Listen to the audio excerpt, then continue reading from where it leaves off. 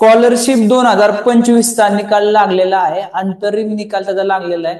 आता हा निकाल आपल्याला कसा पाहायचा आहे आणि निकाल लागल्यानंतर विद्यार्थ्यांना स्कॉलरशिप मिळणार आहे का नाही हे कधी कळणार आहे, या सगळ्या गोष्टी आपण आजच्या व्हिडिओमध्ये बघणार आहे. आपण आलेलो आहे स्कॉलरशिपच्या वेबसाईटवरती. यासाठी आपल्याला त्यांनी अंतरिम निकालाबाबतचे प्रसिद्धी पत्रक दिलेले ते आपण बघूया. त्याच्यामध्ये दिले 9 फेब्रुवारी 2025 जी काही एक्झाम झाली होती त्याच्याबद्दल दिलेले की महाराष्ट्र राज्य परिषदा मार्फत 9 फेब्रुवारी 2025 रोजी घेण्यात आलेल्या पूर्व उच्च माध्यमिक शिष्यवृत्ती परीक्षा 5वी शासकीय विज्ञानिकेतन प्रवेश परीक्षा. तसं काय याच परीक्षेमधून शासकीय विज्ञानिकेतन प्रवेश परीक्षा काय असतात ह्याचा एक व्हिडिओ मी ऑलरेडी केलेला होता. आदिवासी विज्ञानिकेतन प्रवेश परीक्षा, विमुक्त जाती व भटक्या जमाती विज्ञानिकेतन प्रवेश परीक्षा, पूर्व माध्यमिक शिष्यवृत्ती परीक्षा 8वी चा अंतरिम तात्पुरता निकाल शुक्रवार दिनांक 25 एप्रिल 2025 रोजी लागलेला आहे.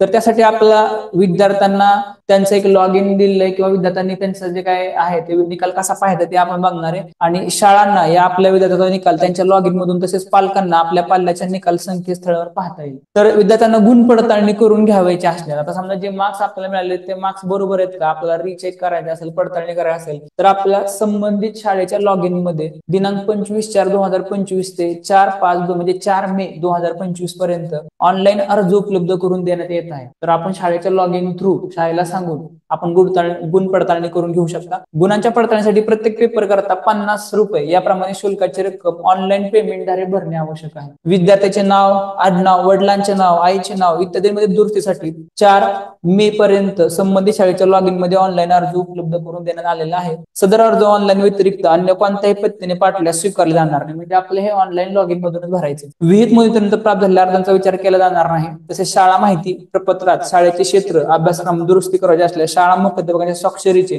विनंती पत्र पूर्ण माहिती नमूद करून सदरचे पत्र या ईमेल वरती 4 मे पर्यंत पाठवण्यात यावे. तर बाकीच्या सगळ्या गोष्टींसाठी आपले ईमेल हे सगळं दिलेलं आहे. तर काही दुरुस्ती असेल तर आपण या पद्धतीने करू शकता. विहित मुदतीत आवश्यक शुल्कासह ऑनलाईन प्राप्त झालेल्या अर्जानुसार गुण पडताळणीचा निर्णय संबंधित शाळेच्या लॉग इन मध्ये अर्ज प्राप्त झाल्यानंतर 30 दिवसापर्यंत कळवण्यात येईल. म्हणजे आता आपण 4 मे पर्यंत जे काही गुण पडताळणीसाठी त्यांना दिला असेल, अर्ज भरला असेल तर 30 दिवसापर्यंत आपल्याला कळून जाईल किंवा गुणामध्ये काही फरक झालाय का, गुण पडताळणीमध्ये गुण पडताळणी योग्य आहे का, काय चूक झाली आपल्याला समजून जाणार आहे. तो विहित मुदतीत ऑनलाईन आलेले गुण पडताळणी अर्ज निकाली काढल्यानंतर अंतिम निकाल गुण प्रसिद्ध झाला. म्हणजे अशा प्रकारे कमीत कमी आपण धरूया की 1 महिना लागणार आहे की ज्यावेळेस आपल्याला अंतिम निकाल, अंतिम गुण ज्यांनी अर्ज भरलेला आहे पडताळणीसाठी त्यांचे कळणार आहे. आणि त्यानंतर मग त्यासाठी स्कॉलरशिप साठी कमीत कमी किती लागू शकतं, जसं गेल्या वर्षी आपण बघितलं होतं त्याचप्रमाणे या वर्षी आपण बघू शकतो की बाबा हे जो निकाल आहे हा 238 ते 240,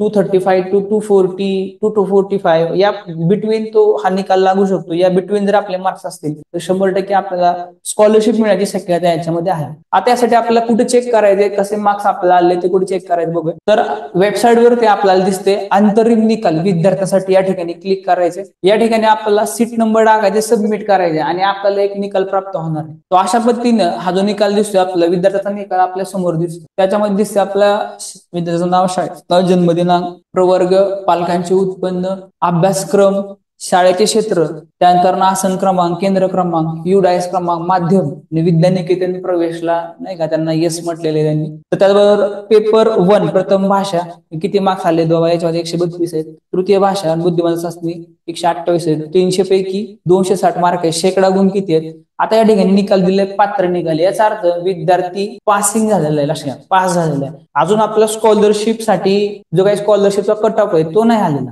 तर तो भविष्यामध्ये येणार आहे. त्याला अजून 30 दिवस साधारण आपण धरू शकतो, त्यानंतर येऊ शकतो. त्याचबरोबर कट ऑफ किती लागणार आहे ह्याच्याबद्दल पण आपण डिस्कशन केलेलं आहे किंवा हा जो कट ऑफ आहे हा 235 टू 243 च्या आसपास बिटवीन आपल्याला लागू शकतो. तर अशा पद्धतीनं स्कॉलरशिपचा हा निकाल आपल्याला आला असेल तर आपल्याला किती मार्क्स पडले, ज्यांनी स्कॉलरशिपचे चेक केलेत मार्क्स अशा पद्धतीनं ते आपल्या व्हिडिओच्या खाली कमेंट करू शकतात. तुमचे मार्क्स, तुमचा जिल्हा आपण कमेंट करू शकता. विद्यार्थ्यांनी स्कॉलरशिपसाठी नवोदयसाठी खूप मेहनत घेतली होती, सैनिक स्कूलसाठी मेहनत घेतली होती. सैनिक स्कूलचा निकाल काही दिवसामध्ये लागण्याची शक्यता, त्याचा व्हिडिओ आपला पुढे येणार आहे. आपल्या चॅनलवरचे व्हिडिओ जर आपण आतापर्यंत पाहत असाल तर आपला MSK सर हा युट्यूब चॅनलवरती आपण सर्व प्रकारची माहिती आतापर्यंत पाहिली असेल तर आपले व्हिडिओ कसे वाटले नक्की आपण कमेंट करू शकता. भेटू आपण पुढच्या व्हिडिओमध्ये. जय हिंद, जय महाराष्ट्र.